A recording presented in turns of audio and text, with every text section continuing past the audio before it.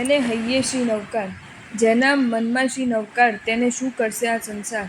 સર્વ મંત્રોમાં શિરોમણી મંત્ર અને સર્વ મંગલોમાં ઉત્તમ મંગલરૂપ છે નવકાર મંત્ર. શ્રી નવકાર મંત્રમાં સંપૂર્ણ દ્વાદશ આંગી સમાયેલી છે. 14 પૂર્વ ધરો પણ અંત સમયે નવકાર મંત્રનું સ્મરણ કરે છે. નવકાર મંત્રને પંચ મંગલ મહાશ્રુત સ્કંદ કહેવાય છે.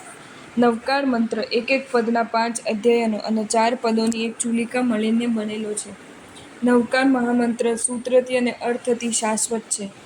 નવકાર મહામંત્રના 4 પર્યાયવાચી નામો: આગમિક નામ છે શ્રી પંચમંગલ મહાશ્રુત સ્કંદ, સૈદ્ધાંતિક નામ છે શ્રી પંચ પરમેષ્ઠી નવકાર મંત્ર, વ્યવહારિક નામ છે શ્રી નવકાર મહામંત્ર, રૂઢ નામ છે શ્રી નવકાર મંત્ર.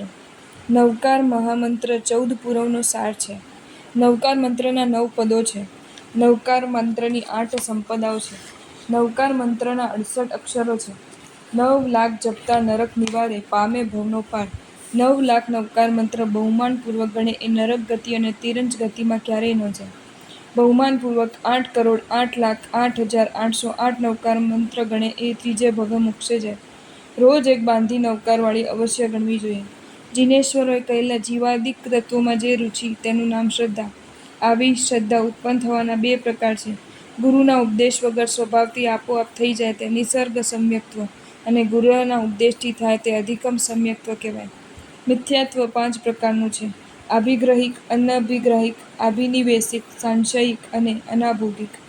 વંકચૂલે સામાન્ય નિયમ લીધેલા: અજાણે ફળ ખાવું નહીં, રાજાની રાણી પાસે જવું નહીં, શસ્ત્ર ઉગામતા પહેલાં 7 ડગલા પાછળ જવું અને કાગડાનું માંસ ખાવું નહીં. પ્રાણાંતે આવા નિયમોનું પાલન કર્યું તો 12મા દેવલોકમાં ગયા. જ્ઞાન અને ક્રિયા પ્રભુની આજ્ઞા મુજબના હોય તો જ સંસારથી તારનારા બને છે. ઉતાવળે ચાલવાને બદલે યોગ્ય રસ્તે ચાલવાનો પ્રયત્ન કરવો જોઈએ. જિનાલયમાં મૂલનાયક દાદાનું ચૈત્યવંદન કરતી વખતે મૂલનાયક દાદાનું ચૈત્યવંદન સ્તવન થોય આવડતું હોય તો તે જ બોલવું, ન આવડતું હોય તો પુસ્તકમાં જોઈને ન બોલવું, પણ બીજા કોઈ પણ પ્રભુનું બોલવું. જે ભાવ જોયા વગર બોલવાથી આવે છે તે ભાવ પુસ્તકમાં જોઈને બોલવાથી નથી આવતા, અને ગુણની દ્રષ્ટિએ બધા પ્રભુજી સરખા છે. રસ્તામાં જતી વખતે વચ્ચે જિનાલય આવે અને નમો જીનાણમ ન બોલે તો છઠનું પ્રાયશ્ચિત આવે. પ્રભુની આજ્ઞા શિરોધોઈ કરવા તિલક કરાય છે. આપણી 2 બ્રહ્મર આઈબ્રોની વચ્ચે આજ્ઞાચક્ર છે, તેના પર કરવું. સમ્યક દ્રષ્ટિ દેવદેવીને સાધર્મિક બંધુ તરીકે માત્ર મસ્તકે અંગૂઠાથી તિલક કરાય, પણ ખમાસમણ ન અપાય. માર્ગ પામેલો માર્ગ પમાડશે. ઈચ્છા મુજબના કરેલા ઢગલાબંધ ધર્મ કરતાં આજ્ઞા મુજબનો થોડો પણ ધર્મ સારો. ભાવ શ્રાવકના 3 ભેદ: દર્શન શ્રાવક, વ્રત શ્રાવક, ઉત્તર ગુણ શ્રાવક. ભાવ શ્રાવકના 23 લક્ષણો બતાવ્યા છે, જેમાં 6 ક્રિયાગત લક્ષણો છે અને 17 ભાવગત લક્ષણો છે. ક્રિયાને ઉદ્દેશીને કરાતા લક્ષણો ક્રિયાગત લક્ષણ કહેવાય અને ભાવને ઉદ્દેશીને કરાતા લક્ષણો ભાવગત લક્ષણ કહેવાય. ક્રિયાગત 6 લક્ષણ: કૃતવ્રત કર્મા, શીલવંત, ગુણવંત, રૈજુ વ્યવહારી, ગુરુ શુશ્રૂષક અને પ્રવાચન કુશલ. ભાવગત 17 લક્ષણો: સ્ત્રી પરાધીનતા મુક્ત, દુર્ગતિના દ્વારરૂપ અનર્થના કારણ સમી સ્ત્રીને પરાધીન ન હોય. ઇન્દ્રિય પરાધીનતા મુક્ત, ઇન્દ્રિયોનો ગુલામ ન હોય, પરંતુ જ્ઞાન આદિ બલથી તેનો નિગ્રહ કરનારો હોય. ધન લોભી ત્યાગી, અર્થ એ અનર્થનું કારણ છે. પુણ્ય યોગે મળેલ લક્ષ્મી 7 ક્ષેત્રમાં વાપરે. ધન મેળવવા પ્રયત્ન કરે પણ ધન માટે પાપ ન કરે. સહજ મળે એમાં સંતોષ હોય, વધુ મેળવવાની લાલસા ન હોય. સંસારથી ઉદાસીન, સંસારને સારો માનીને ન રહે. દુઃખરૂપ, દુઃખના ફળને આપનારા, દુઃખની પરંપરાને ઊભી કરનારો એવો આ સંસાર, આવા સંસારને સારો ન માનો. અનાસક્ત, વિષય ભોગોમાં આસક્ત ન હોય. અલ્પારંભી, જીવન નરવા માટે આરંભ કરવો પડે તો કરે, પણ દુર્બળતા દિલે કરે. કારાગર સમો ગૃહસ્થાવાસ, ચારિત્ર મોહનીય કર્મના ઉદય સંસાર છોડે નહીં, પણ ચારિત્ર મોહનીયને તોડવાનો પ્રયત્ન કરે.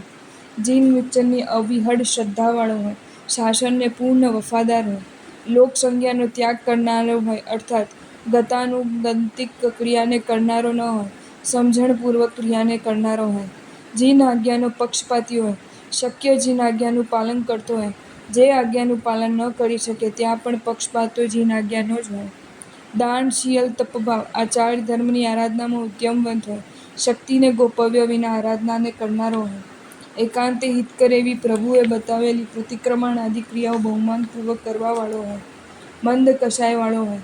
સુખમાં લીન ન બને, દુઃખમાં દીન ન બને, સારું મળે તો આનંદ નહીં, અણગમતું મળે તો ખેદ નહીં, સહજ ભાવે મળેલાનો સ્વીકાર કરનાર હોય, કદાગ્રહી ન હોય, ખોટી વાતની તો ખોટી પકડ ના જ હોય, પણ સાચી વાતની પણ ખોટી પકડ ન હોય, અર્થાત કદાગ્રહ દુરાગ્રહ વગર ન હોય.